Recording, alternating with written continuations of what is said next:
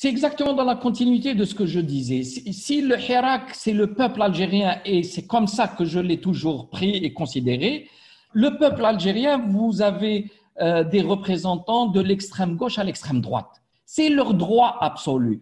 Maintenant, vous leur dites, faites-vous représenter par 5-6 personnes et acceptez de rentrer dans ce moule et que ces 5 ou 6 personnes, on leur donne mandat.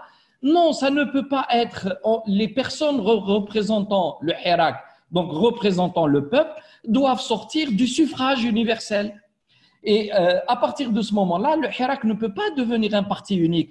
Le peuple ne peut pas s'organiser dans une structure unique, sinon on revient soit au parti unique qu'on a vécu dans les premières années jusqu'en 1989, soit à ce moment-là, on conçoit une Jamahiriya libyenne. Et dans les deux cas, ça n'a aucun sens. Donc, laissons les gens s'exprimer, que dans le Hirak, ceux qui se sont engagés, les jeunes générations, il y a de superbes jeunes qui ont 20 ans, 25 ans, qui viennent d'horizons divers, qui ont envie d'agir, eh bien, il faut qu'ils s'organisent en fonction de leur programme, de leur vision des choses.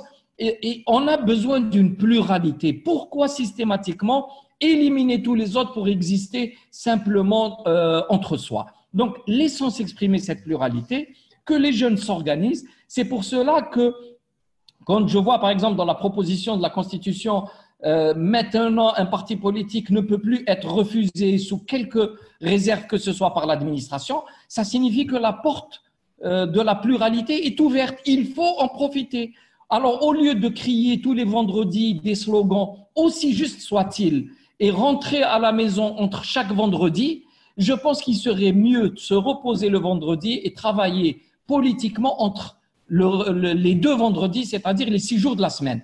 Organiser, structurer, mettre en place un programme politique, préparer des élections et aller à des élections en force pour imposer des élus à tous les niveaux, au niveau des APC, des APOE, de l'APN, etc. Donc, sortons de ce bras de force frontal qui ne mènera à rien et allons vers l'utilisation des points forts du Hirak et utilisons les points faibles du régime pour le pousser à changer. Et aujourd'hui, le régime est prêt à changer à condition qu'il ne sente pas une vague déferlante qui risque de tout emporter. Donc, si on rentre en conflit et si on utilise le rapport de force, je peux vous assurer qu'à ce moment-là, vous donnerez tous les arguments politiques et sécuritaires pour que le régime se reconstruise tel qu'il l'a toujours été, en disant tout simplement, vous voyez que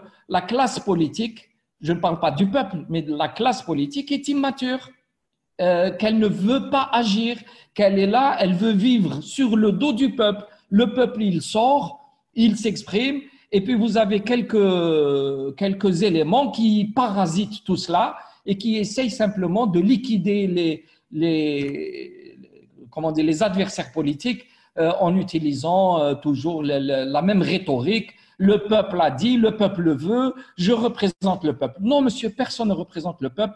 Représentez vous-même, c'est déjà beaucoup.